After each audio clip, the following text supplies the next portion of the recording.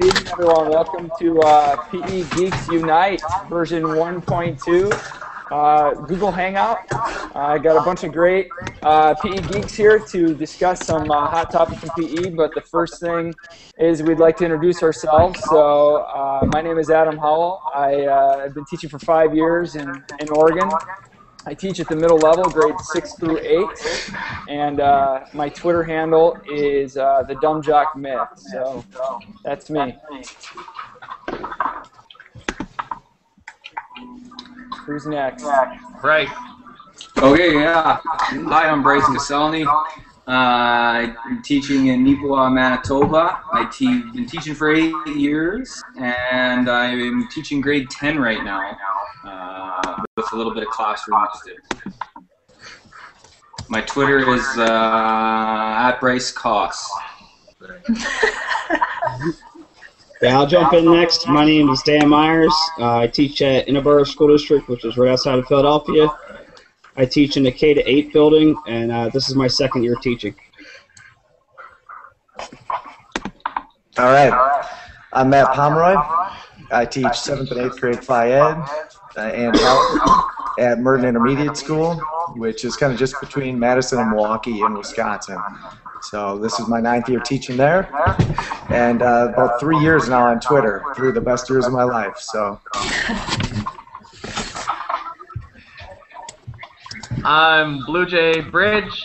I'm from Winnipeg, Manitoba. I'm just a couple hours away from Bryce. And I've been teaching for 12 years at Henry G. Izat Middle School. And yeah, it's very cool making this connection with you guys. All right, I guess I'm next. I'm Nick Endlick. I teach K-6 Health and Phys Ed in York, Pennsylvania. This is my 8th year in that spot. And again, going on what Matt had said, this is almost 2 years now that I've been on Twitter, and definitely made some great connections and want to keep learning a lot. Alright, hi guys. I'm Nicole Myers, and I've only been teaching. I'm in my first year, so I'll be the rookie of the crew, listening a lot. So I would teach out in Wilmington, Delaware, at a 3 to 8 building. It's a charter school for learning disabilities, so I'm a little bit out of the gen ed population, but it's, you know, pretty neat building. Well, welcome one and all. It's good to do this. And as a side note, we got a lot of hockey fans in the house tonight, don't we? Yeah. Go Jets, go. Go Jets, go, yeah. It's not going so well tonight. I think it's 6-1 last time I checked in for the bad guys. Yeah, I think so. Philly lost too. Oh, there you go. So we're all No bueno. better for us to be here then. Taking a look at our agenda here, one of the things we did, you probably saw on the Twitter feed, that we posted out an agenda for people to identify topics they were interested in. So far and away, the most interested topic people wanted to talk about tonight was grading in PE. And so I think we're going to tackle this in several ways tonight, just to kind of get an idea of what everyone's philosophy is, what's best practice, what is, how can we make grading relevant, and then we'll kind of go from there. So I think what I'd like to do is just kind of throw it around the horn a little bit about what your philosophy in grading is, and how you've kind of come to that, those ideas in the classroom with PE. So let's see, we'll just go left to right, so I'll throw out to Bryce. Start off with you. You're on the hot seat, bud. Oh, here we go. We tried to develop a rubric that meets all the provincial GLOs and SLOs, which are general learning outcomes and specific learning outcomes. So what I try and do is unit by unit, day by day, assess the kids to the rubric as best I can. I try and use peer assessment, self-evaluations as well, which shows that the kids are gaining understanding of what they're doing and hopefully making some curriculum connections on their own. It's a work in progress for the last 8 years. When I started in Nipawin, there was 2 of us that were first-year teachers, so we've just been trying to do what we can to develop something that we think works for us and is meaningful. And you're at the you're at the high school level right now, or are you doing middle? High school, yeah. High school. High school predominantly 9 to 12. This year I'm just focusing on 10. And what are the requirements at your school for graduation for Pete? Just curious. They have to have a credit in grade 9 through 12 each year. Oh, that's great. That's more than what we had, I'll tell you that much. Yeah, and actually our school doubles the requirement in 9 and 10, so our kids get double phys ed in grades 9 and 10, and then they meet the provincial requirement in 11 and 12. Excellent. So, is there anyone else in the room that's high school? I'm pretty sure Bryce is the only one. I think the rest of us are middle level and elementary. Is that right? Mm-hmm. Yeah. So, what about you, Matt? I'll throw it to you. What do you have? You've been going for 8 years. What do you got going on in Wisconsin with grading? Well, we're pretty much a standards-based grading, school, so we follow Wisconsin state standards. But honestly, our daily grade is kind of focused mainly on effort. I mean, that's kind of one of the main things that we look at. We just push for, we want good effort. We want good effort. But our high school that our kids end up going to, so I'm 7-8. So the high school that they go to, they follow the core values. And so we kind of grade a daily basis on the core values, which is honesty and respect and communication, openness to diversity and work ethic. So that's a part of their daily grade, along with, we kind of push to change. And we do give daily points just to change, just to kind of have them prepared. Well, that's really our main focus, is just the core values, being prepared for class, being ready, and putting forth good effort. And then, like I say, along with, then we kind of add our state standards to specific units or whatever it is that we're doing. Again, a lot of peer assessment, a lot of self-assessment. I'm not a big test guy. I mean, I kind of feel like with 39-minute classes, when you start giving out tests, it just takes a whole class period, and then it takes another whole class period to kind of cover it again. So I kind of shy away from some of those, and we focus on a little more of that in health class. But mainly Phy Ed is effort, effort, effort. Add a little bit of skills and a little bit of fitness. We kind of hit some of those fitness tests, so that's kind of our main deal. Yeah, that's sounds good. What about you? What about you, Blue? Going up there in Manitoba as well. What do you get going on? I know you've been going for 12 years at your middle school, right? Yeah, that's right. Yeah, that's the first school that I started at, so I've just been at this one school for my whole career. And you know what? Our testing is quite varied. Our assessment, we generally assess out of rubrics of 4. Where 1 out of 4 is a pass, 50 to 50% kind of a range. 2 is 60 to 75%, 3 is 70 to 80, 2, 3, 4 is some professional judgment there, and then a 4 shows a kind of a mastery level is the idea behind it. And so we do that out of 4 rubric for our curricular outcomes. All the assessments that we do are outcome-based, and we will do those. Those will all be teacher evaluations. We will do peer evaluations, but those will just be for learning, not towards someone's report card. Yeah. With the thinking and the idea being that if I am someone's peer, we're both in grade 7, grade 8, and if I'm peer evaluating the basketball shot and the beef technique, I don't yet have the ability, the training to, although I've done some of the lessons and I have some of the understanding to truly evaluate someone's basketball shooting technique to the point that evaluation should be a part of their report card. So we'll do it as part of the learning, but it won't be a part of their reporting piece. We also, as Matt was talking about getting changed, we also encourage getting changed. It's not necessarily a requirement, but we will certainly obviously talk about personal hygiene and the reasons why you should be getting changed. And another thing I wanted to mention, Matt was speaking about writing tests and how that takes away from activity time, and that's a concern of ours as well. So we've begun to put our unit tests online using a website called TestMoz, testmoz.com. And actually, I just gave my kids our fitness theory test today, and then they have throughout the weekend, whenever they have an opportunity to do that test. So it's something they do outside of our class. The test is still there. The information remains on our Weebly, and that way we're not using up potential activity time to still get an evaluation done. Yeah, that sounds pretty comprehensive. I like, you mentioned dressing down, and I just, I borrowed something from you this week. My sixth graders, I put the first 4 who dressed down the quickest were able to choose the opening activity for our fitness activity of the day. So I saw that on your blog, and I was like, I got to take that. So that was good. That's right. That's my brand new teaching partner. She's actually just in her first year, but she brought that idea to our school, to our program, and I mean, it's fantastic for sure. It makes perfect sense.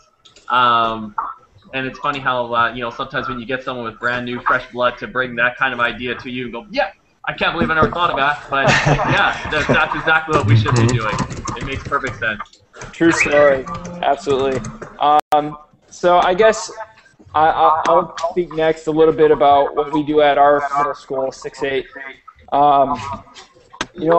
I've had a love-hate relationship with grading for the past 5 years. So it's not. I've never really found the true way to make it relevant and meaningful yet.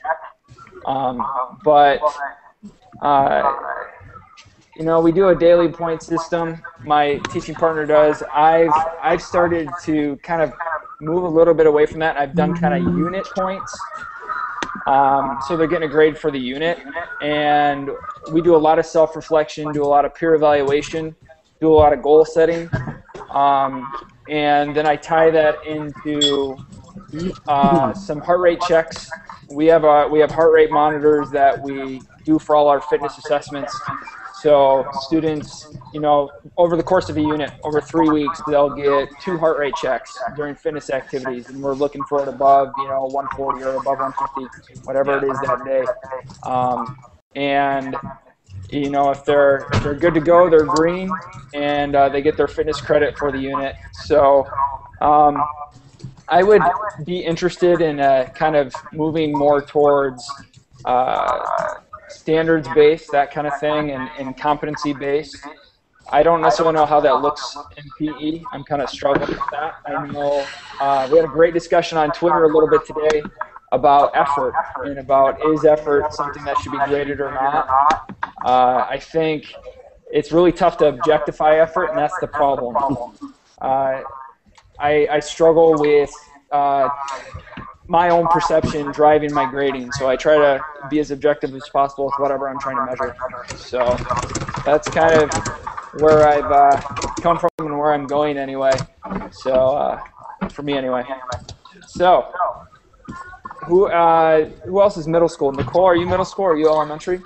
We're a 3-8 building, but I take care of most of the elementary, and my coworker does the middle school, but we team teach, so I'm there for all the classes. But we're kind of the same as Matt. We go a lot on effort. We're a fitness-based curriculum, not a sport curriculum, so we see every kid every day, and our main thing is to get the kids wanting to be active and know the fitness aspect of being healthy. So we do a daily points system as well, and I think we're at the point now we know each kid individually and what they're capable of, so that's how we kind of assess their effort and what we do as far as our grade. And we also, the school has a point system as their discipline. They call it 1, 2, 3 magic, and basically, you count the kid to 1 as a warning, letting them know that they're off kilter and they need to get back, on task. And basically, if they get to a 3, they have to take a 5-minute break. And anytime they get counted or we have to stop class to count them, we're deducting a point. It's 10 points a day. You know, the most I could get taken away is 5 points. So we're kind of along that route right now, especially me with the elementary kids. It doesn't work as well with the middle school guys because it's kind of, you know, elementary for them. So we're still struggling on how we're handling the middle school kids and how all that goes. But that's basically where we are, very similar as to what Matt does. What about you, Nick? You've got your elementary too. What do you do for grading? This is actually the first year that I've had to grade. I taught K through 4 previous to this year, and we didn't grade at all. This year I'm now doing adding 5th and 6th grade, and with that addition, have to grade for health and for phys ed. I have a classroom set of heart rate watches. So during our different activities, at least once or twice during class, I have the students stop, check their heart rates, you know, in groups or individually. They'll either write it on the board or report it to me. And what I did is I just took an average of their heart rates. And, you know, like you said, if their average heart rate was above, you know, 140, 150, you know, we're also a standards-based grading, so it's, you know, proficient, advanced proficient. And that's mostly what I use was their participation, their effort based on their heart rates. Some skill assessment, but not so much skill. I'm more worried, are they coming in? Are they working hard? Are they being active? And that's pretty much how I primarily did it for the phys ed side. Health, they did projects, so I had a rubric based on their project, and you know, it was pretty much how I graded their project. It was based on their, you know, that rubric, and that was pretty much the marking period. Yeah, I think one of the common things that I'm hearing here, everyone's saying, is we're talking a lot about effort. We're talking about self-assessment, peer assessment, rubrics. So clearly, I think we've got a pretty good idea of what we've got for best practice going on here. Danny, what about you? What do you do in the classroom for grading? I'm middle school as well, mostly 6th grade and 8th grade. Basically, every kid starts with 100%, and my grade is based off of participation, sportsmanship, and preparation, making sure they're dressed. We don't have locker rooms at my school, so the kids basically all they have to do is wear sneakers. We do have a school uniform, so that takes care of the clothing that they wear. But basically sneakers, as long as they can remember to wear their sneakers, then they're good on that.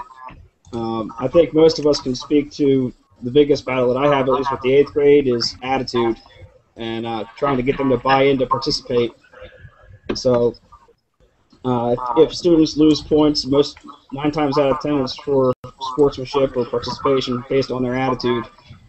For standards, basically we do what everybody has already said. We basically have our units and then match our standards to each unit. And we teach the PA state standards. And is that what's you're teaching in Philadelphia, or are you in? Yeah, I'm in a school district. I'm like 5 miles from Philadelphia. Okay. One book that I know came out recently, I think Joe Bailey mentioned it online. I found out about it through her, and I downloaded it on my Kindle, was Meeting Physical Education Standards Through Meaningful Assessment. Research-based strategies for secondary teachers. So it's written by 2 teachers up in the state of Washington, and I've gotten through about half of it. I would suggest it to anyone who's interested in grading or assessment in PE. It's very much, they are unbelievably organized with assessing everything. I don't know if I agree fully with everything they're doing, but I think it's definitely a good discussion when it comes to best practice. Has anyone else read that book or heard of it? No. I've heard of it. I am going to get a link for you somewhere. I'm going to post it in the chat, so if you want to check it out, you can. one question I want to throw out to the group is the one that kind of sits with me always when I'm asking myself these questions about grading and PE is it possible to make grading relevant to the ultimate goal? Which, I mean, the ultimate goal that we all have is creating lifelong movers. So how the heck do we connect grading to that, or how do we make it relevant? I don't know who wants to take it, but I'll just throw it out there.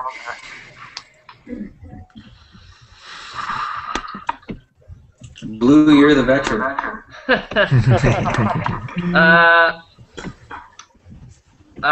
Okay. I think the way that you make your evaluation relevant, first of all, is by making it real, so realistic. I was talking about basketball earlier. If we're talking about the beef technique of the basketball shot, although we talk about the techniques that would be used by an NBA player, when I am evaluating you, a grade 8 student, of course we want to see you at the ideal, but we have to keep in mind who you are, what your personal best is, and what your abilities are. And so there has to be some professional judgment in there as well when you're doing that evaluating. Has there been progress? Has this individual been working hard to improve their skills? And that should be a part of it as well. Of course, I mean, it is going to come down to, as well, technique, but that can't just be it, because otherwise we would only be giving, if we're marking out of a 4 rubric, the Kobe Bryant's 4 to 4s, and everyone else. Sorry, guess what? You kind of look like a grade 8 student. That's not right. So shouldn't be our job to ruin someone's day. We want to build people up, make them feel good about what they've done, give them information and advice as to how to get better, how do we improve, what's the next step. Show that appreciation for the learning that's happened up to that point. Yeah, I think you make a good point about the Kobe Bryant analogy right there. Just because there's so many things with what we do that is just out of our control with motor development and where kids are at physically, that it's stuff that's just going to develop naturally. It doesn't necessarily matter how much we're, teaching it. Some kids just aren't going to be able to develop at the pace we want them to. Oh, absolutely. Absolutely.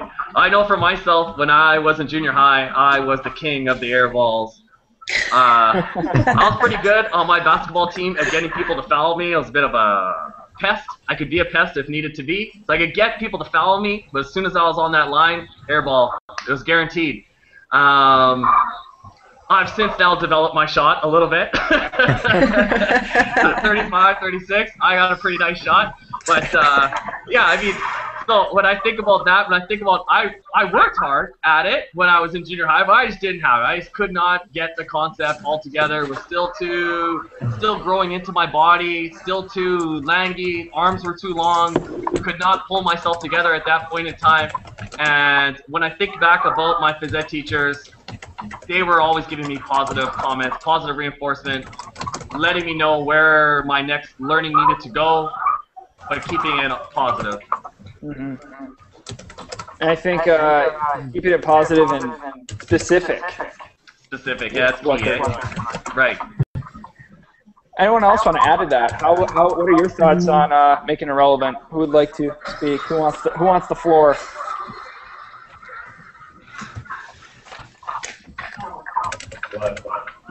Like anyone Bueller?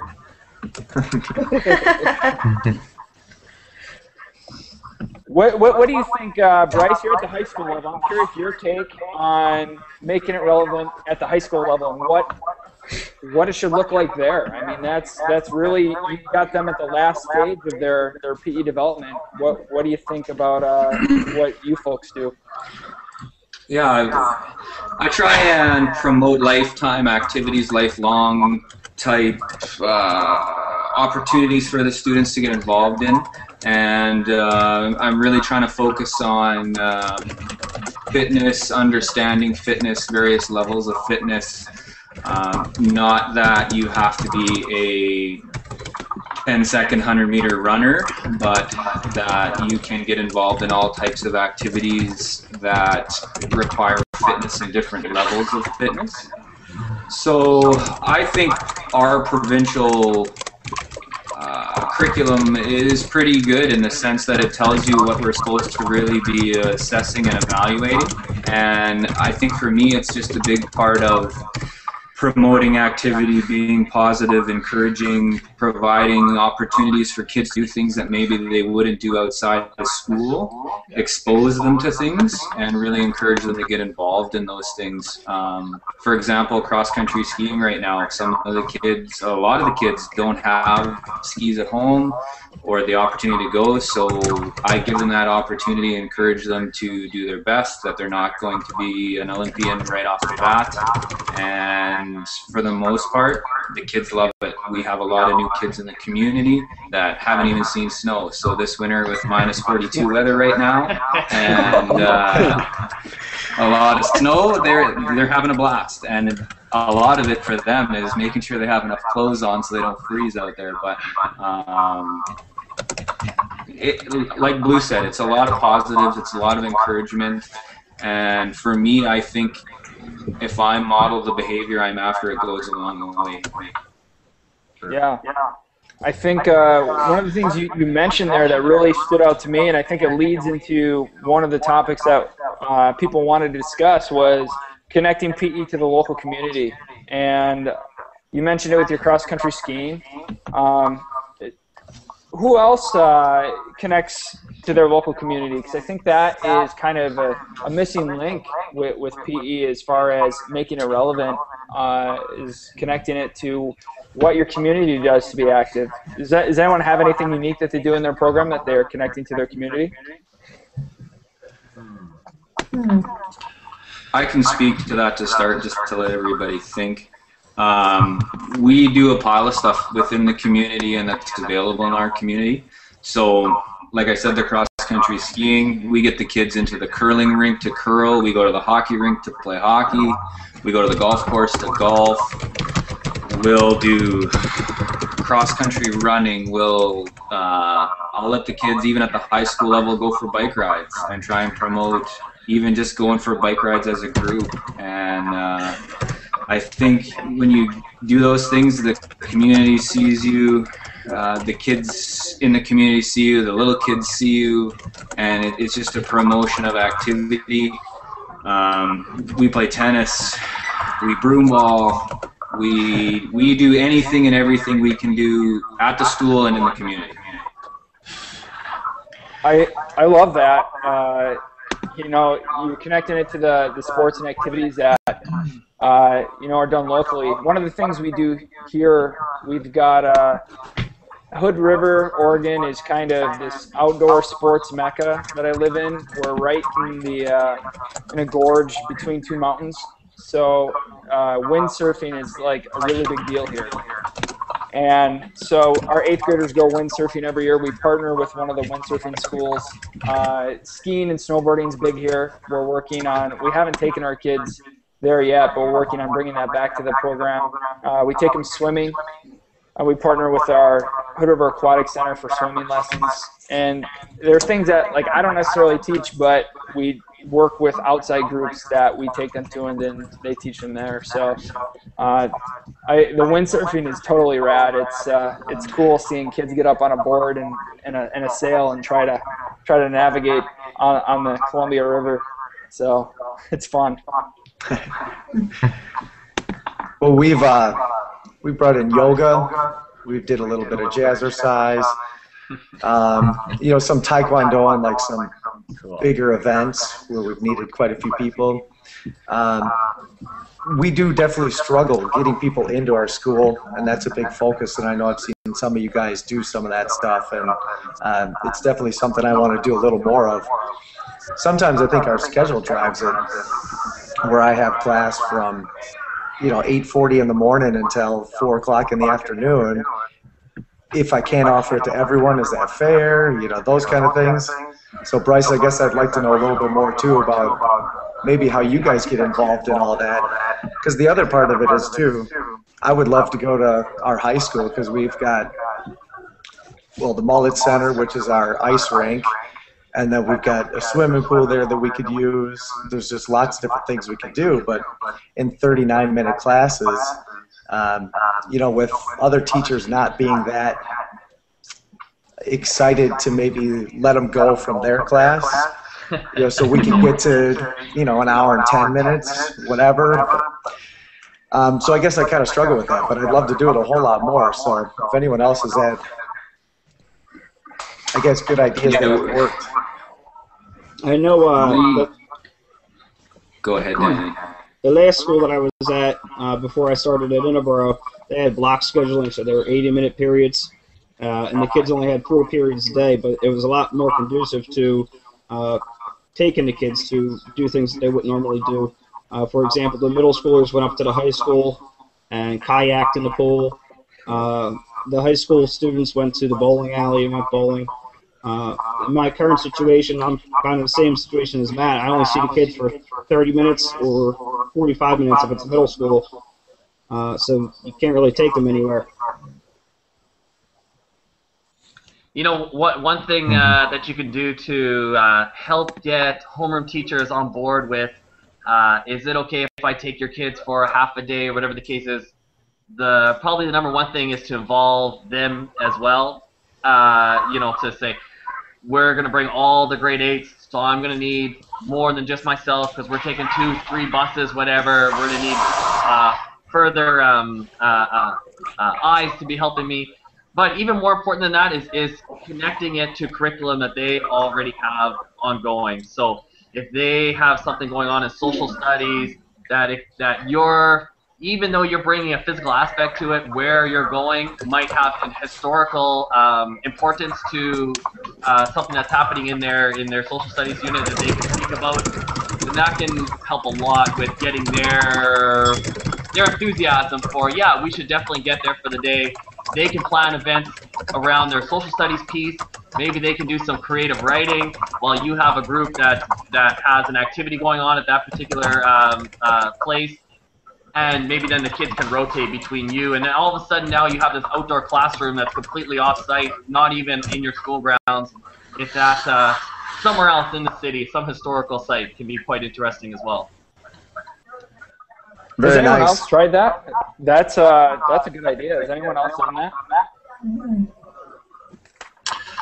I definitely try to talk to teachers about different topics or different things that they're doing in their class to try and incorporate it, whether it's with kindergarten and different ending sounds of words and incorporating that into an activity, or math activities that they're doing, you know, trying to incorporate those topics into things that I'm doing.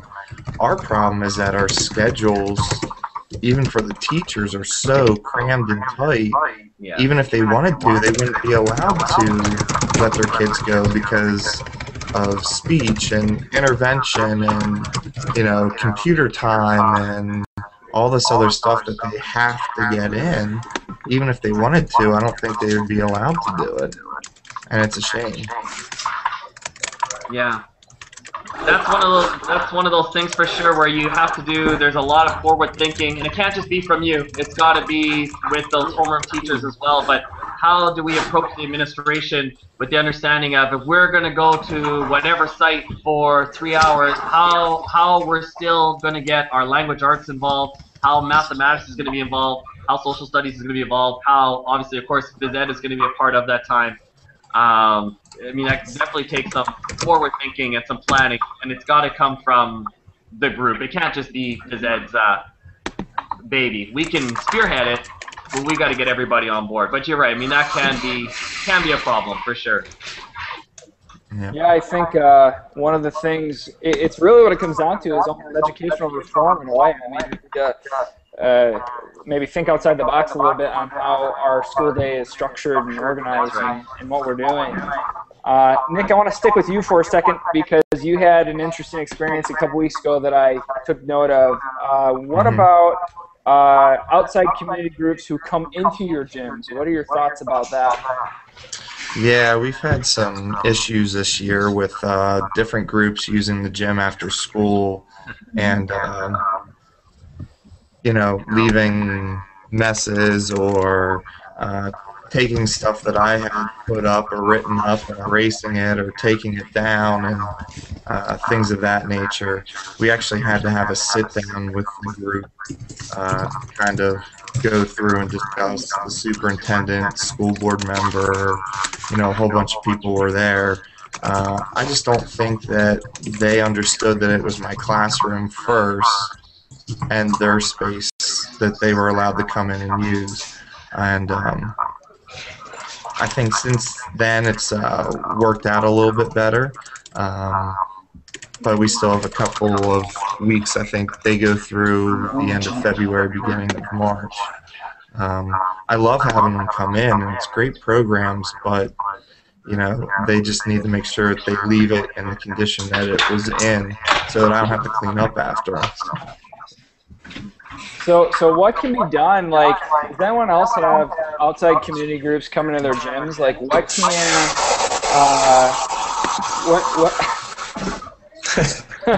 sorry, live television, everything can happen.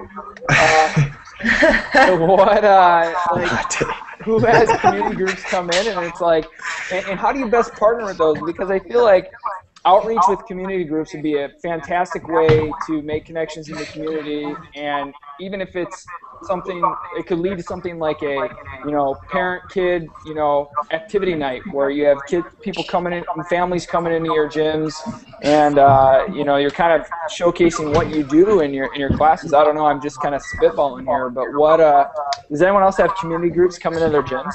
Yeah, let me touch on a couple of things.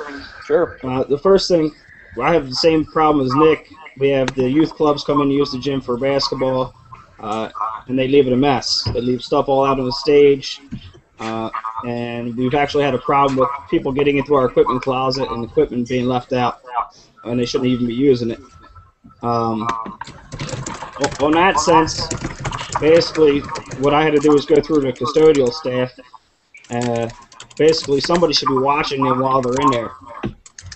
We had our gym floors refinished over the summer, and about 2 weeks into school, there was tire marks all over the gym floor. And here it was on camera that it was one of the Boy Scouts pushing a stroller in the gym with the locks on. So luckily we were able to get the marks off the floor, and we knew who did it, so we had to talk to the outside community group and basically tell them to watch their kids. On another sense, one thing that I like to do is just pop in and watch my kids play. So at Prospect Park, a lot of my 6th graders will tell me, hey, Mr. Myers, I have a game tonight, or I'm playing on Monday, come out and watch me. And sometimes when the parents see that you're at the game and that you're also an employee of the district, then they're going to take better care of your building. Yeah, I think, Danny, it's a problem. I mean, we have that same kind of problem too with community groups coming in and just they don't leave the space the way you would like it to. But I feel like the community groups is just a missing link, because at the end of the day, I feel like we all kind of have the same goals, but there's just a disconnect there that I can't seem to bridge. But I think that's that could be a missing link right there as far as having good outreach into your community. I guess the one question I want to ask right now then is what do you do in your building to build community? I know, Matt, you did didn't you do some kind of amazing race in your building, or how did that work? We attempted to do an amazing race like in the fall, and it just ended up being too rainy and cold, and we didn't get a chance to do that. But we are going to do an amazing race for the kids in the spring now. Are you thinking like staff-wise? Is that what you're talking about? It could be staff-wise. It could be like something that brings in the whole, like a whole grade level. Like Blue had mentioned, in collaborating with other teachers in your own building. Some type of thematic thing. I'm not sure. I mean, is there anyone who's done something like that in their building to kind of help, build community or advocate for your program? At my last school, they had what was called a community day. It was on a Saturday, and we partnered with the YMCA. The YMCA hosted a run, a 5K, and the finish line was up at the high school. And then inside the high school, they had Red Cross, the hospital sent people there to do presentations, take blood pressure, that type of stuff. Then the phys ed department had games set up and different type of activities for the community members to play. Cool. Yeah, we tried to do that a few years ago and have a parent wellness night. We had a nutritionist come in and a whole bunch of different stations set up. And at the time, we had a school of about 500 kids. And the principal and a whole bunch of other teachers were involved with it. And we had one family show up. Oh. So it was like, yeah, big time disaster. So we did try it a few years ago, and I think from then the administration and other people just kind of were like, well, we tried it and it didn't work. So we have stuff through our PTO. So like, you know, they run programs and do different things. They have once a month they have family nights, and sometimes it'll be physical activities. We have a jump rope assembly coming up, and that presenter is also going to stay that night and do a family night. So they do some things, and I try to encourage them to keep doing more activities, and the turnouts are really good for it. So I keep pushing that. Yeah, we've always had a jump rope for heart. I think we're up to like 19 years in a row now. So we bring that in. That's a massive kind of a one-day event. We always do hoops for heart too for the American Heart Association, and that's kind of like a big 3-hour deal. Usually a couple days. So one for like 7th and 8th grade, one for 6th grade. I guess we're working on trying to get like a parent-kid night too, and I know there's a few people on Twitter that have done that. But just inviting parents and kids to come in to either play, you know, have a hockey night or have a badminton night, or whether it be just a dodgeball night or whatever, but just kind of bring them in. We had one of those nights set up, and then it conflicted with about 2 different things, and now we haven't gone back to setting it back up. That's definitely another thing we're looking for. We've kind of done like a Get Fit for Life Day, which is pretty neat, where we've had, you know, basically the whole day was kind of moving through stations, different classrooms. I think this was a K-8 too. So we just had different presenters in a lot of different rooms where they were teaching health and fitness kind of things, and that was a neat way to kind of incorporate the whole community and the school community in a physical fitness way. So.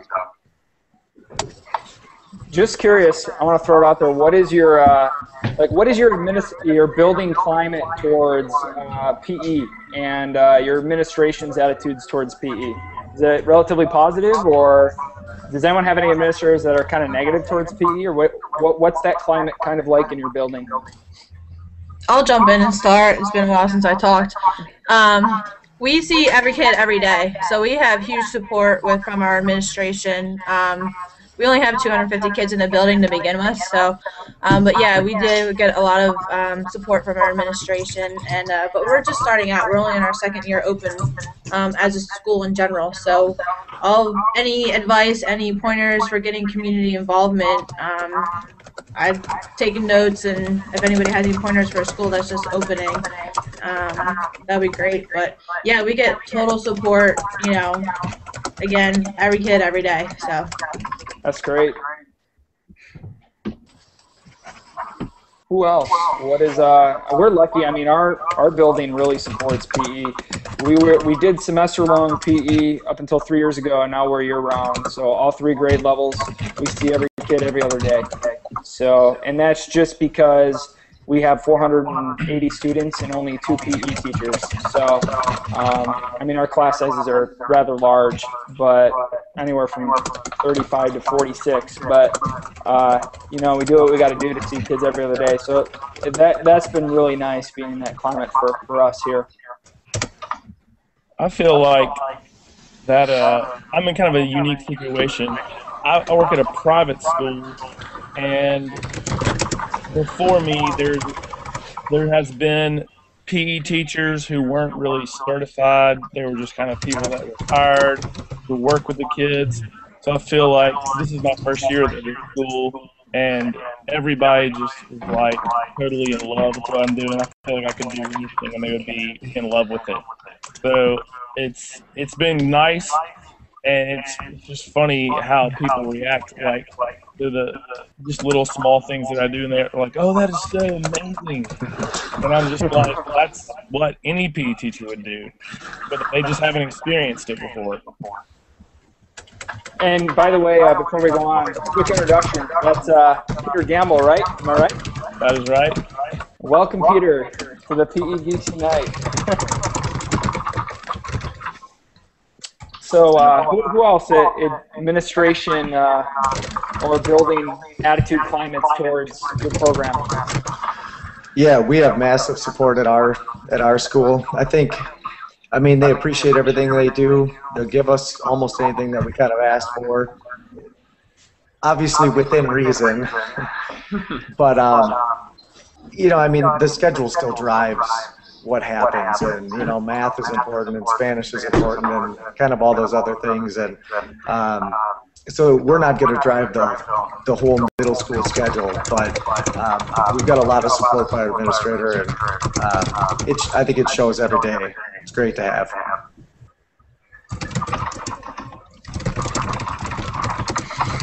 Anyone else?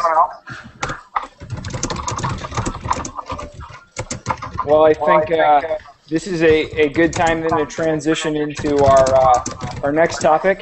We've got, you know, it's funny, we've had interesting experiences with community and outside organizations and bringing, you know, you're building on board for, you know, thematic type things or going out to the community and being tough because of the schedules. But one of the things we definitely don't seem to be having a problem with is developments in collaboration with our own PE community, on Twitter especially. So the developments in collaboration, the PE Geeks, the PE Bible, and you know, since I typed up this agenda, a couple things have been added to that, I think, with the Phys Ed podcast, and then I know Matt and you had a pretty big collaboration with your dance unit here just the other day, so a lot to talk about. So I'll just throw it out there. Who wants to start about some of the collaboration that's going on through Twitter or through the PE Geeks? I think, Matt, you should definitely start. It's a very cool thing you've just done. Yeah. I'd love for you to highlight that. Yeah, for sure. Well, thank you. Yeah, I mean, that's all Team Tate. I mean, that guy is just unbelievable. You know, to turn around and to open up the PE Geeks. I mean, and just the support he got from all the PE Geeks across the world. I mean, that just shows the kind of people that we are. You know, and that we're all willing to work together. We want to work at a global, you know, environment, and we all want to work for everybody else.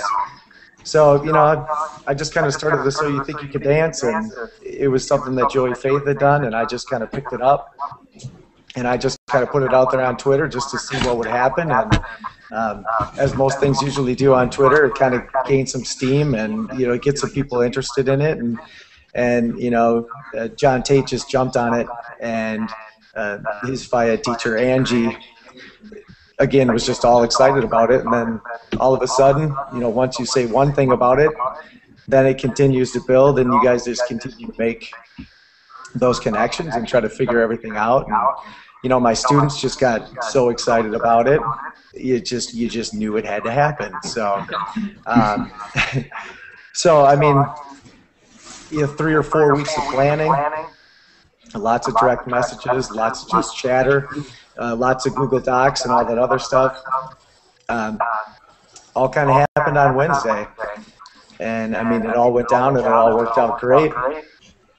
But it was cool. It was cool to get a chance to Skype with someone from England. And, you know, just to get to collaborate in that sense, and to have our students meet their students. And you know, my son's 5K class came over to watch, and it was kind of one of the only classes that were invited.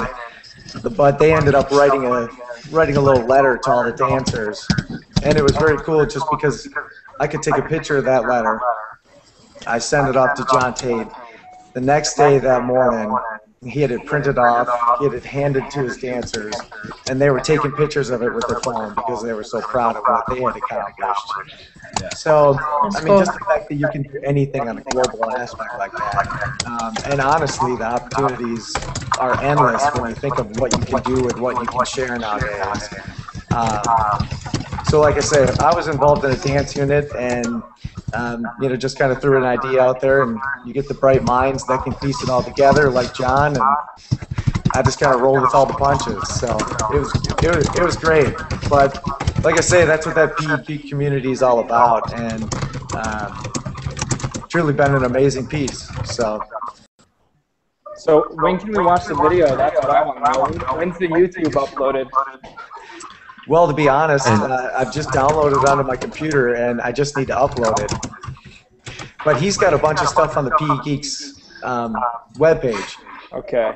So there's some really neat videos from his end of their students participating, and then our students on the projector screen right behind them watching, and then a few of the pictures of their students sitting right in front of the projection screen, and with our dancers kind of dancing. So I'll post the link up there right now. Okay. Sounds good. Yeah, it was lots of fun. So what is how many of you had the chance to listen to Joey and Nathan's Phys Ed podcast? Yeah.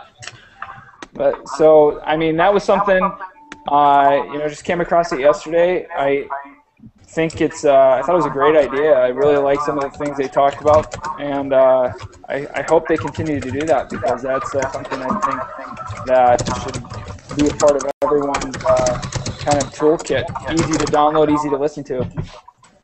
I just want to know when Joey sleeps. That's a good question. That's gonna have to go in the minutes. We'll have to pull him in as a special guest and quiz him on that. Now, one of the other things that has been happening is that development of the PE Geeks Dropbox. And that was the big launch a couple weeks ago. Together we are stronger with the hashtag PE Geeks. And I know they just did a big reorganization of the Dropbox and to make it more accessible. I know just going through and looking at it, it was the reorganization I think really helped. A lot of work was done by Alec, and Mr. B, PE teacher I think is his handle. I can't remember off the top of my head. But he did a lot of work. There a lot of great work with reorganizing that, and so now it's organized now by sports and by then you find the person's Twitter handle in there with their resources. So I think that is something that definitely cleans up the look a little bit. Has anyone gotten a chance to share or look at some of the resources in that Dropbox, or what they think the potential of something like that is?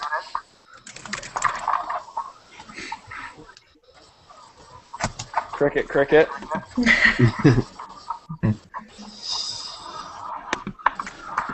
Well, Adam, I mean, I'll say that the potential for that is tremendous. The ability to be sharing all the time in almost real time is fantastic. We can quite often, being phys ed teachers, there's one or two of you in the building, and you can quite often feel like you're in your own little corner of the world, and then you're always having to reinvent the wheel. And so the ability to look through that Dropbox and see if information's there that could potentially already be relevant to what it is you're about to do. Maybe you use it directly. Maybe you use it to drive the next part of your evaluation. Maybe you change it to meet your school's needs or your students' needs. But to be able to repost that, share what it is that you're doing, is kind of like having, kind of like team teaching all the time with the rest of the world. So I just think it's tremendous that they've taken on that idea and kind of taken it to the next level.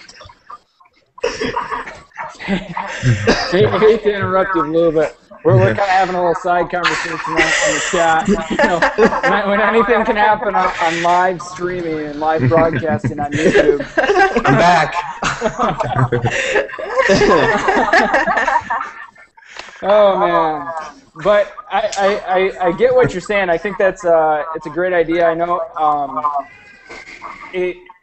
the thing that was making it a little difficult for me was I didn't know all the resources on there. There were like 150 people, and I hadn't connected with everyone on there, so it's much easier for me to go through now that I can look at particular units, or it'd be even better if it was like by grade level, and then finding the people that I already know or who I'm at least familiar with. I know one of the things Matt and I have been doing recently is we've shared a couple Evernote notebooks for kind of just sharing our lesson plans and our resources for badminton.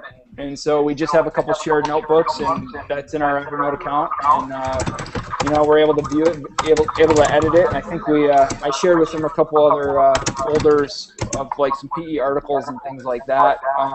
That I think it could be nice to have that sharing capability. Yeah. Is anyone else? What have you done as far as sharing, or are there any other tools out there to help share that you're excited about? You know, I guess I just want to add in on that. Just the fact that, you know, when we're both in the same unit and doing it at the same time, I mean, that was what was cool, and that was what was impressive, to see your scope and sequence, you know, to see your schema work, and just kind of the way that you went through and taught it, and the way that I went through and taught it, and, you know, just seeing what works for you guys and what works for us, and, you know, just kind of getting that idea. So it's nice to be in the same unit and just kind of know what's going on. You know, it was good that way, because I know I stole like 2 activities that you did in your units that I didn't even think about. This one serving game, and then your teacher hacked a blind mitten. I mean, I took it and used it the next day. So I mean, that was pretty cool. Yeah, that was definitely neat to see. But I mean, I guess the other part of that is I go back to Blue, you know, and it's like, I'm doing a fitness unit, and of course he's like, hey man, I'll share some Google Docs with you, or, you know, I'll send you an email of some of that stuff. And so, I mean, sometimes it's as simple as that, just knowing what people are in, and just being able to, you know, to share a file or share a folder, and, you know, through Google Drive too, and just be able to be that resource that way. Mm-hmm. Absolutely. Does anyone, do you share through like the cloud, whether it's Google Apps or whether it's Evernote or Dropbox? Does anyone share with other teachers in their district, or what is like the connectedness of other teachers in your district with collaboration? Non-existent. Yeah, Really poor. not a lot. You know, Adam, we actually just made a Google Plus community through our school Google webpage. So it's kind of like that secure sharing, and kind of when PE Geeks came out, we started talking about this at our technology integration team. And it's like, how can we start sharing more? Because like I heard, there was a chorus of no one shares, or it's hard to share. But that was one thing that actually just a day or two ago that they opened up to us. And it's just opened up to about 15 or 16 people right now. But I hope there's a good possibility. For sure. I think I just was in a meeting the other day where someone was talking about, and we do PLCs, professional learning communities at our school, so we're supposed to be on the sharing bandwagon for the past 3 years with collaboration. And I heard a comment from someone that, you know, doesn't sharing make you like susceptible to being replaced? You know, they were like almost paranoid about sharing, and it was a really weird perspective or attitude to see. I've experienced that a bit as well, and you know, my comment always to that when I have those kind of discussions, whether it be with other phys ed teachers or with other teachers, and usually the conversation begins with them saying, hey, I hear you're doing some stuff on Twitter, what do you do on there? And usually my initial reaction, I share what I'm up to, share successes, share failures, hear about what other people are doing, see how I can share with them. And the idea being that if I have created something that I feel is a worthwhile lesson, that is worthwhile to others, I don't want to shove it away inside of a drawer and not let anyone ever touch it or see it, and it's all just my little precious. The ability to put it out there and let everyone, and then see how they change it up for their own students, and I mean, the way that it's going to wind up changing for you is only going to benefit yourself, your students, your own personal learning. It's just unreal. But that is a funny kind of a breakthrough that people need to get through. That idea that we don't need to be on an island on our own. No, absolutely not. No longer are we, the sage of your stage. It's like we definitely need, especially in today's education climate, I mean, you have to be collaborative. I mean, look at the business world or anywhere else. It's all team-based collaboration. I mean, yeah, they're competitive, but they don't get there without the teamwork that they're able to do. That's right. I think I made a note right here. Oh, one of the things that happened on Twitter a couple weeks ago. Coach Kelly 31, she couldn't be here tonight, but she had, she's a high school teacher. She had several of her students upload their final projects, and she was asking for feedback from the PE Geeks Twitter community. Did anyone see that or give feedback, or what do they think about the possibilities of putting student work out there for other PE teachers to give feedback on? Actually, that's something that I was thinking about doing here. I have my 5th and 6th graders creating like a 1 to 2 minute jump rope routine, and I want to videotape each of them and then be able to post on my creative Facebook page, and I want to be able to post them to that page more to show parents and community what the kids are doing in class. But part of it was for the other kids to see what students in other classes are doing and possibly, use it maybe as to vote or do some sort of a voting or something like that, just to get them more involved or to make comments or to post comments after watching the videos to get them sharing and collaborating more in class. Mm-hmm. Well, I know, Blue, you've been doing this, and I've done it a little bit this week with Vine, with digitizing or recording student learning and just posting it on Vine. I've also put it on we have a PE department Facebook page. I posted on there as well, but I think that has some potential. Yeah, something you can keep in mind as well, Nick, if obviously, of course, privacy can be an issue when you're posting stuff like that, but you want your students to be able to access it, is you can create a YouTube channel and make it a closed channel that only people who have the URL link can actually go and view those videos. So there's a way to not make it just available to the entire world. You can close it down as best you can to within your school. Maybe teachers have to access it. It can be watched in class. So there are ways that you can still post these things to YouTube without it just being available to the world. And does anybody use Edmodo at all? I do. And is that something that you can post or put onto Edmodo and use it more secure? Okay. Now, Edmodo, I've been using Edmodo for about 1.5 years.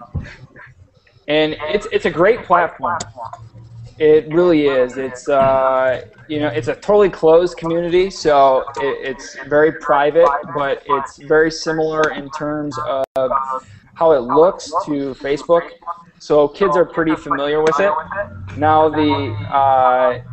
at least with my experience, though, after the initial excitement that kids had for it, it became just like anything else that they didn't necessarily want to access because it's not where they were as far as social media is concerned. Where they're at, where my kids are at, they're at the middle level in Oregon, they're on Facebook. Yeah, right. So as feature-packed as Edmodo was, and I still love the platform, I'm struggling with engagement through Edmodo with our kids. So I don't know my solution. For those of you that have a Facebook page for your department, how did you get your administration to agree? We get a lot of resistance to using any kind of social media, and I think that would be a good way to connect to the community as well, but they don't want to buy in. Yeah, I had some. Go ahead, Nick. I kind of had a hard time getting it started. I almost kind of created it first and told our superintendent and stuff that I made it, not really giving him a chance to tell me no. I didn't post it, or I didn't make it public. I just started to create it, and I think that kind of helped me out a little bit. And we have one administrator who's really into social media, really into technology, so she kind of helped me push it out there. I had to make some concessions, with doing some different things. We use eChalk, and so they really want us to push our eChalk pages, but you can't post videos to them, you can't post pictures on them. Right. So I kind of had to make a concession where I would use my eChalk page as much as the Facebook page to communicate and relay information. And that's kind of how I got it to go through. One of the things that I will say about this, just because I'm pretty familiar, or I've become really familiar in the past year with law and how it affects student privacy and things like that. I'm doing my master's work in administration, so one of the things that I find with many administrators going to several of these law conferences is there's just a lot of, I don't want to say it's ignorance, but it's a lot of what we would call FUD, fear, uncertainty, and doubt regarding technology. And the use of social media specifically in the classroom. A lot of the things we're talking about were actually protected when it comes to the law, and students are protected as far as the various laws, whether it's COPPA or FERPA, or there's like 2 other ones I can't even think of. As far as student privacy is concerned, because a lot of it's considered registry info if it's not like a head-on close-up shot of a student individually. Like if you're showing a whole group of students, or it's students from the side or the back, even if it's video, for the most part, at least in the U.S., that's protected. You can post that on those social network channels. At least you can in our state. I would get a little familiar with what your laws say, and talk to your administrators about that. I think that helps. There's actually how I got the idea for the Google Hangouts. There's a Northwest EdTech like Google Hangout group, and they're talking about the law about posting with social media all the time, and it's just really helped me understand what I can and what I can't post, and what I can and what I can't share. So that's been helpful.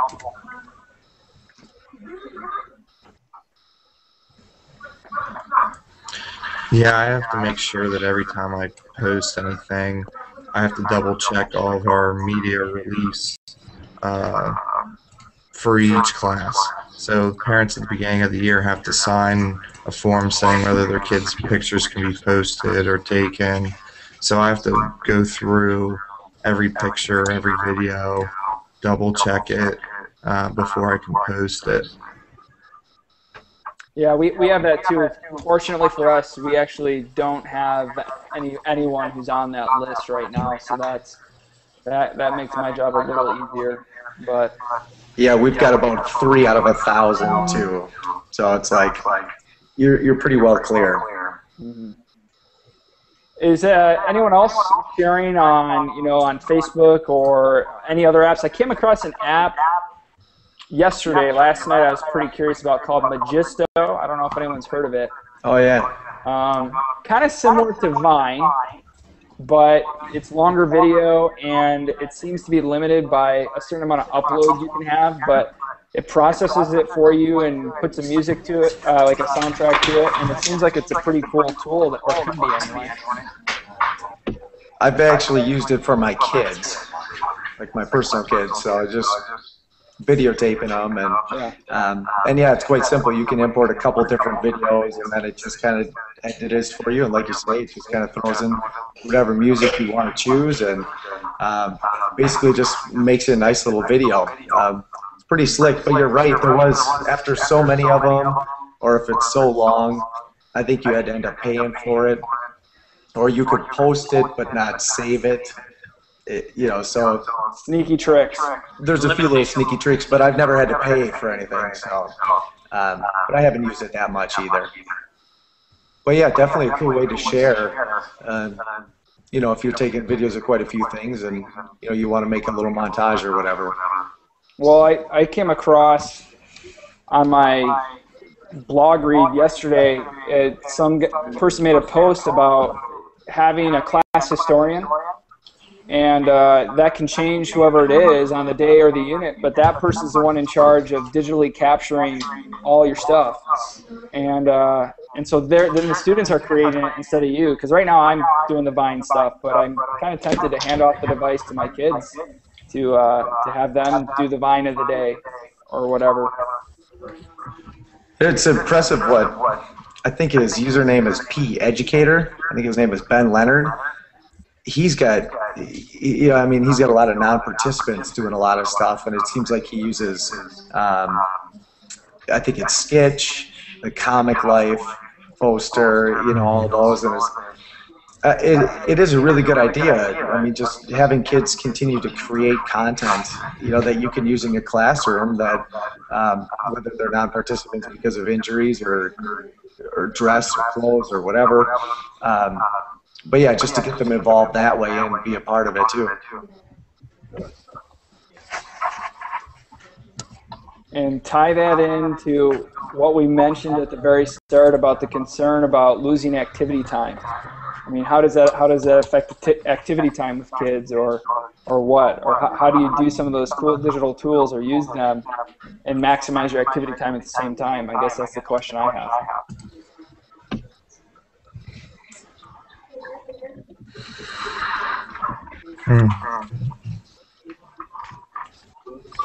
Anything else?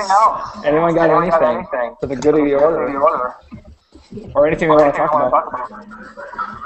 I got a question. What kind of technology do you guys all have in your building? Because we have absolutely like nothing since we're just starting out. So like, what kind of technology do you use on a day-to-day basis, or do you have iPads, iPods? How many? All the above. And how'd you get them? Who wants to tackle this one first?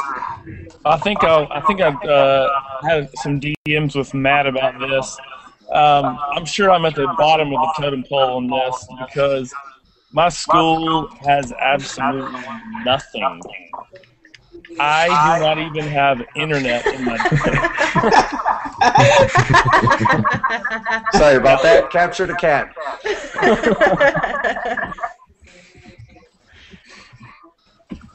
Yeah, I mean, we're the same way because we just, probably within the last month or two, developed a computer lab for the entire building, not even just for us. So we're in the same, you know, boat as you. We don't have any technology access whatsoever. Nick, what about you? I know you've got quite a bit going on where you're at. Yeah, 2 years ago I wrote a grant and I got 30 heart rate watches, and I currently have 3 Xbox Kinect systems that I use as well, especially for kids who might have like a broken arm. I can use it almost as like an adaptive phys ed tool where they might not be able to jump rope or play basketball, but they can use the Kinect for different activities. Use it as a choice day activity on certain days, so that's kind of neat. Our building just got a classroom set of iPod Touches, and I volunteered to figure out how to use them for the building. So for the rest of this year, that's kind of one of the things that I'm going to start working on. It took 6 months for them to become operational because our tech department's a little slow. And then actually just a week or two ago, through Donors Choose, I got a project funded to get 4 Apple TVs. So I should be getting those in the next couple of weeks to go with iPod Touches, and then I have my own personal iPad that I use. Did you have to special request the Apple TVs on Donors Choose? Yeah, when I went in to create my project, it was the first one I created, and I didn't know exactly how it would work, but they have their select vendors and catalogs that you can go through, and Best Buy Business was one of them. And the Apple TVs were right in there, and at $100 a piece, I figured it wouldn't be too bad. I was lucky enough to have a lot of my personal family donate most of the money for the projects. I think I got my whole project funded in 2 days. Wow. That's great. The first week, Donors Choose matches dollar for dollar any donation. So I really only had to raise half the money, which was about $275. I did get a little bit of help from our PTO. I think they donated like $75 as well. So I had some good support. So I'm really excited to get used to using them. I don't want to. Go for it. Who's up? I don't want to derail the conversation here, but speaking of Donors Choose, when I accepted the job that I'm in, and I walked in and saw what the equipment was there, the principal looked at me and was like, "Is this a deal breaker?" And so is there anything similar to Donors Choose that? Because I know Donors Choose doesn't work with private schools. Is there anything similar to Donors Choose that private schools can use? If you might have any ideas about that? That's a good question. I'm not familiar with anything off the top of my head. What about Reddit? I think Reddit had some things for donations to schools. I don't know if it was public or private, but they did something in August. I don't know exactly what it was. You could create a project though and see if someone, it was like a matching deal. Yeah, I'm not sure of any either. Does Donors Choose do charter schools, or is it just public schools? That's a good question. I don't know.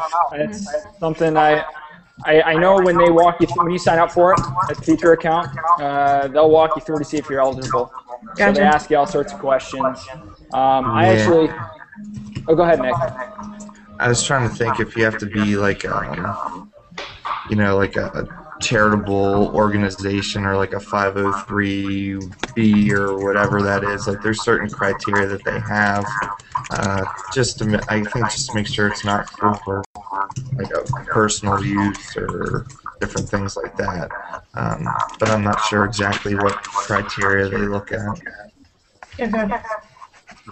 Yeah, I actually just got a project funded through Donors Choose. The first one I did is for 10 Google Chromebooks. Donors Choose ran a special back in December. They partnered with Google, and it was so popular within the first like 24 hours, they ran out and they had to close it off. But it was Google Chromebooks for $99. So, which is like $150 cheaper than what they typically are. So I was able to start a project for 10. Donors Choose matched dollar for dollar for the first week.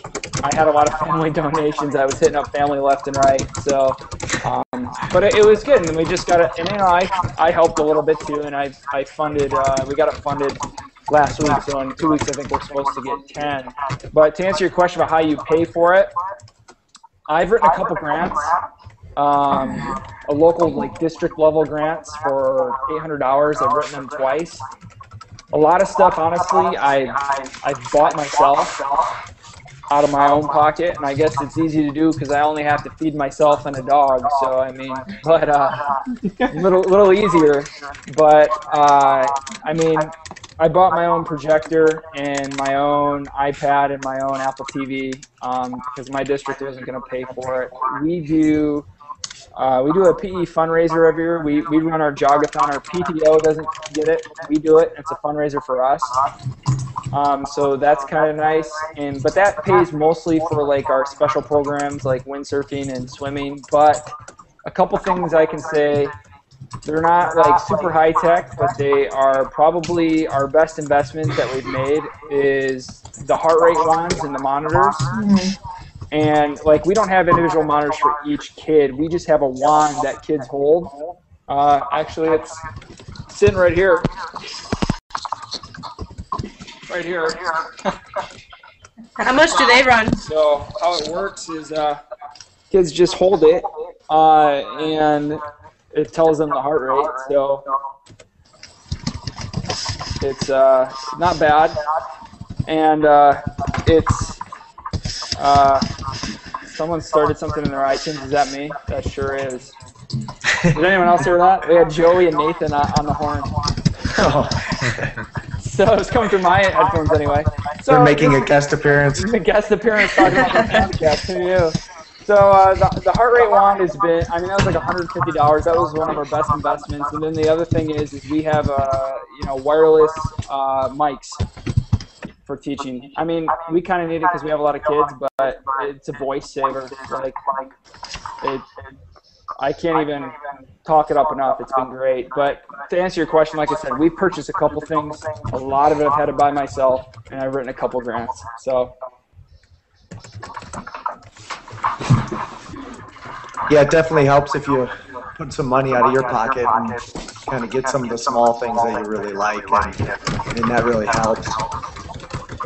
I guess basically going back tech-wise, I mean, it all started with me too. It's like, all right, well, I got my iPhone and I taught as much as I could with my iPhone, and I could, I did a few coaches' eyes and did kind of that stuff, and that's like, well, where do you go next?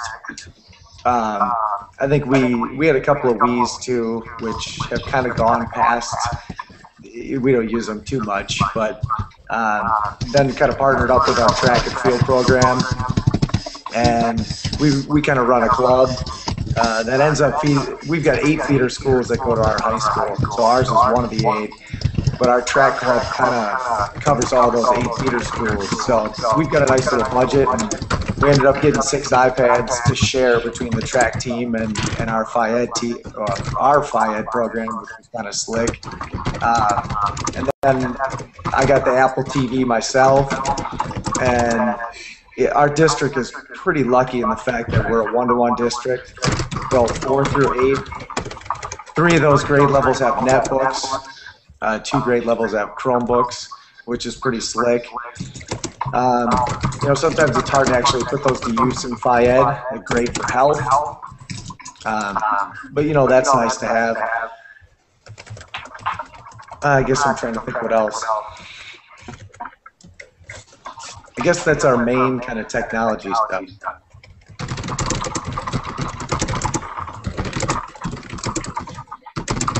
What about you, Blue? What do you have with technology in your classroom? I know I've seen some clips on Vine of your kids with laptops. What do you got going on there?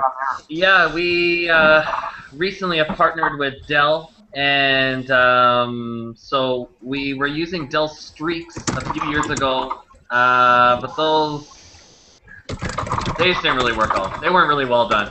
But they did kind of come back to the table after we went to them, I guess, essentially, and said that this piece of technology is not what it should be. So they came with us, and now we have a bunch of netbooks through them. And they're terrific because they're small, they're sturdy, they have some kind of crazy skin on the outside that makes them a little stickier and a little harder, and so they can they're a little more rough and tumble for being in a middle school, which is terrific. We use one in the gym as well that we use to show YouTube videos up on our projection screen, and we also use it as our scoreboard. So we have a scoreboard application piece inside of there, and then that goes up on our big projection screen in our gym, and so we don't use a regular standard scoreboard anymore. So that's been terrific, having that in our in the gym itself when they're coming in for assemblies to be able to just, if someone has something that needs to be shown, to not have to bring in the LCD projector and all that sort of stuff, to have it attached, have it be a part of our gym already. As long as they come in with their information on a little, you know, flash drive or thumb drive, and they can just pop it right into our YouTube or right into our laptop rather, and be up and going right away. We have a phys ed iPad, and we did have a phys ed iPod, but it got jacked one day. So I mean, hey, that's part of, I guess, part of the process, unfortunately. But so these things do happen. You know, letting kids bring in their own technology has probably been one of the most positive things that's happened. Is to not try and fight that fight of, I don't want to see your phone, I don't want to see your iPod, put it away, da da da. That stuff's there. It's a reality. It's how do we use that stuff effectively? How do we use it for learning, not just for nonsense garbage stuff? There'll be time for that. Having fun on there is okay. I don't have no problem with people playing a little Temple Run once in a while. But not during our phys ed class. So during phys ed class, we're being active, we're learning. We will use your iPods, we'll use your phones as part of our learning. So how do we use those in an effective, positive way is definitely key. I want to take that quote, Blue, and I want to put it on our bulletin board outside our office, because I think our whole staff could probably use that perspective a little bit more, I would hope. Yeah, it's something that we could talk about definitely in an upcoming Geeks Unite, and probably make it our topic of how do we utilize technology that those kids already have in their pockets effectively. And it's just a war that you're not going to win, and you're going to drive yourself crazy, and you're not going to get to where you're trying to get to. It certainly makes a lot more sense to say, hey, guess what? Look, check out what you got in your pocket. You've got this little computer sitting in your pocket. How can we use that effectively now to help you in every one of your classes? But for us, for phys ed, how do we use that to utilize creating a workout, an effective workout, figure out, you know, your bones, your muscles, all the rest of, you know, determining your technique, of course, with things like UberSense. So there's a lot there that's sitting there in their pocket, and it makes sense to have them bring that out and feel good about it. Hey, I've got this in my pocket, now what? As opposed to them waiting for you to turn around so they can text a little something. Utilize it properly. You know, Blue, we're to the point where it's like, you know, we've got netbooks with our 8th graders, but their iPhones are faster, their iPods are faster. That's right. You know, they're more powerful. Now, they're not a word processing tool or anything like that, but it's like, well, if you want to do some quick research and send links and, you know, do things like that, it's like, do it. There's no reason to fight it. Yeah. No. You know, as long as you're keeping them engaged, they're not going to be playing games, and they're not going to be doing anything else. If you can find something interesting for them to do, they're going to use it, and they're going to love it. I mean, exactly like you said, too. If we would have told teachers back in the 1970s that every single kid in their class would have a powerful computer in their pocket, yeah, and then we say that they're banned in school, it doesn't make any sense. That's right. I mean, because it is. It's a powerful tool. Now, when you have them bring them down, how do you store those kind of things? I mean, do you just kind of have them keep it on the sides so it doesn't get stepped on? I mean, that's kind of one thing I run into also. Like, where do you put them? What do you do with them, you know, when you're not using them? Right. I try to tell them in advance, we are purposefully going to be using your iPods tomorrow. Now I want to see them. I need them out. We're going to be utilizing them. I'll have a couple of our own that we'll get from teachers that because they each have one class iPod, and so I might borrow the grade 5's iPods or whatever. But you know, the more that we have around, the better it is. There is obviously that concern for if they are just bringing them down randomly. Now what? Is it going to get broken, stolen, whatever? So we do certainly make awareness of that, and that we will be using them. Don't worry.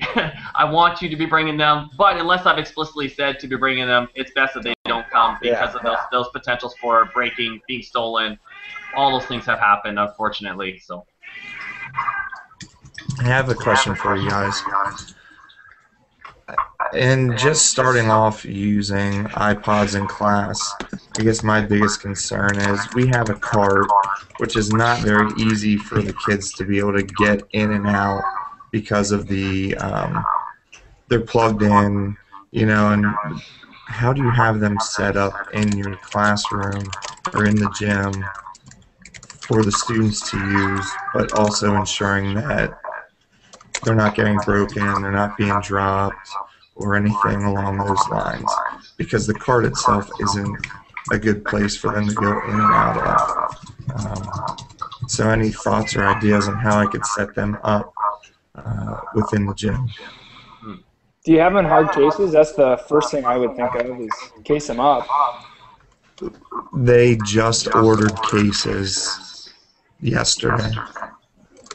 So not yet, but they will.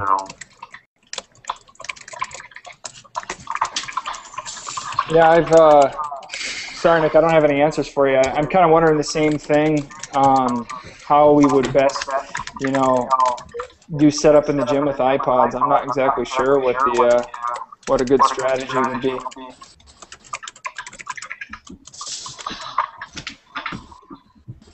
Yeah, I mean, my biggest concern is making sure they're in a safe place. The kids aren't running around with them. They're not being dropped and all that sort of stuff. You know, Nick, we've been using them quite a bit, and I've not had that problem of them being dropped. iPods or iPads, the kids seem to respect them a lot, other than the one that got jacked. Yeah, I've not had. I know that that's a natural concern. That, hey, these things are going to get broken. They're going to get stolen. We did have one stolen. But more so, you know, they're going to get dropped, and I've just not had that problem. You know, one of the beauties of that, the iPod specifically, is their size, in that they can be slipped right into a pocket. That can be one of the downfalls. They can be taken easy enough. But my point is that when they're being used, great, they're out. You know, the kid is using it. They're filming their buddy, whatever. When we're setting up for the next thing, the next shot, they can put it into their pocket, and it doesn't need to just be on the floor. Where the iPad, its size can be one of its detriments as well, in that when I'm done with it, I've got to put it down, and when it's down, now it's got the potential to get stepped on or basketball bounce on it or whatever. So the beauty of the iPods, especially when students are just kind of working on their own information or just one-on-one with another student, is the ability to just put it away in your pocket when it's not being used right now. And of course, I mean, you would have them numbered, and at the end, we've got to see all 13 iPods back before anyone's going to get changed, or, you know, that right, sort of a thing that you'd put into effect, those kind of practices. Okay, thanks. Have you noticed an increase in responsibility when using the iPad or iPods in the classroom? I have, absolutely. We have some iPods too that we're lucky enough to use. We have 10, and we hopefully are adding 5 more real soon. But let's see, I've been at my current school for 4 years, and we would have, every year we'd have 1 or 2 phones or iPods stolen out of the locker room. But the more tech we've brought into the classroom, and the more that I'm using and modeling with, and that it's all my own stuff that I'm using in the classroom, I feel like I have no evidence to back it up, but my anecdotal evidence is that it's a more respectful culture, and kids are really mindful of it. I think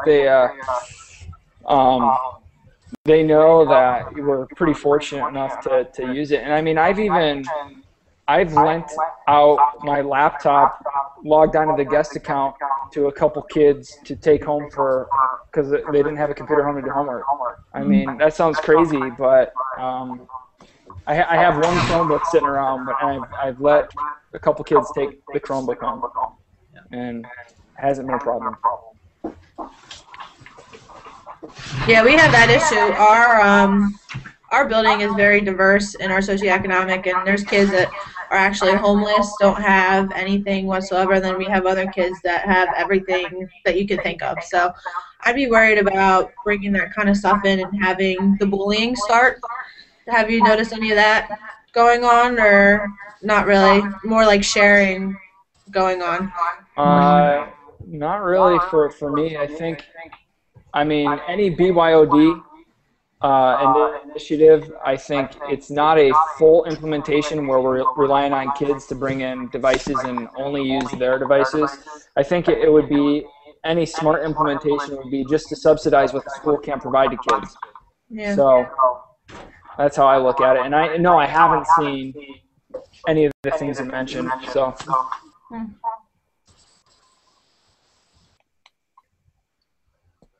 What else? What do we got? What about you, Bryce? What do you have going on with technology? We are probably lacking a little bit. The kids all have stuff, so I try and do the BYOD, like Blue said, bring your stuff. We're going to try this or do that. But I like the kids moving. I like the kids doing stuff. And I think sometimes at our school they need a break from the technology. So we sometimes don't use it a whole lot. I let them keep it in their lockers or in the change rooms, and we're active, we're exercising, and we're not worrying too much about the technology. I've had them do the BYOD for the heart rate apps, some of those things. It works good, but sometimes you'll tried and true, 2 fingers to the neck, 10 seconds works just as good and faster. So we've done some stuff comparing apps to the old school methods, but everything everybody's talked about. You might have 20 kids out of 25 that have, so 5 don't. Does it make some kids feel left out? Can I find stuff for everybody else to use? Does it take time? Where do you put it? How necessary is it? So sometimes I think it's nice to get away from it and remind the kids that there's a lot of stuff that we can do that we don't need technology. So. I think you hit the nail on the head. I typed it in the chat, but I think it's worth saying that good PE pedagogy doesn't really need tech. We like to use it. Obviously, our kids like it, but we can be good teachers and we don't even need to use it if we're, our practices are solid. So. Yeah, like we just got school-wide Wi-Fi yesterday. Yes. Celebrate that. Wow. Yeah, it was a big day. I'm right there with it. We don't even have it yet. Yeah, that's one of the nice deals with us is, we have school-wide Wi-Fi, and we've probably got about a mile and a quarter around our school, that kind of encompasses it. And Wi-Fi reaches almost all the corners of it, which is really slick when you're geocaching, orienteering, for our P Amazing Race and those kind of things too. So when you have that Wi-Fi access everywhere, especially for BYOD, is great. Yeah, we still have dead spots with ours. Okay. But again, too, Bryce, I think I'm kind of right with you. It's like, boy, sometimes it's tougher, it's trickier to kind of include that technology. You feel like it takes a little bit longer. And then you kind of say, well, was it worth it, too? Yeah, absolutely. And I agree. Sometimes it's like, let's just play, let's just go for it. Yeah, let's play, let's worry about the tech later. Yep. For sure. So, what's everyone think here? Where are we at? I think we talked about quite a bit of stuff tonight. I think it's getting pretty close to Saturday night for most of us. All right, Saturday morning. Take your pick. So what do we think? I heard I heard some Friday nights might not be the best for this. Work-life balance, guys. That's right. Wellness time. I'm available basically, any time to really do this. So it depends on everyone else's schedule. If we could come up with some type of common date in the future, I think sticking to once a month is probably a good idea. Yeah. Like we talked about last time. And I think a weekday is just too hard. You have to almost stay on a weekend. Yeah.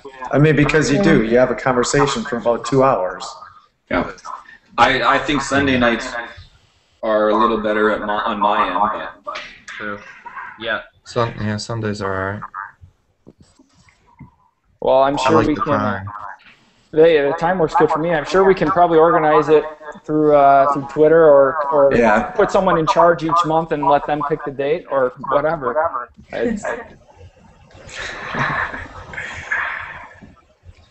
I don't know, Adam. You did a heck of a good job. I agree. Yeah, Yeah, me if too. it's I not hit the broke, red don't fix it.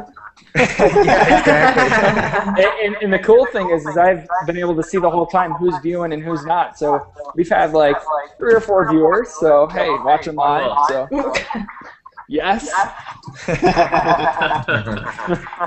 Just gotta get the word out. I know they missed the best video bomb of all time.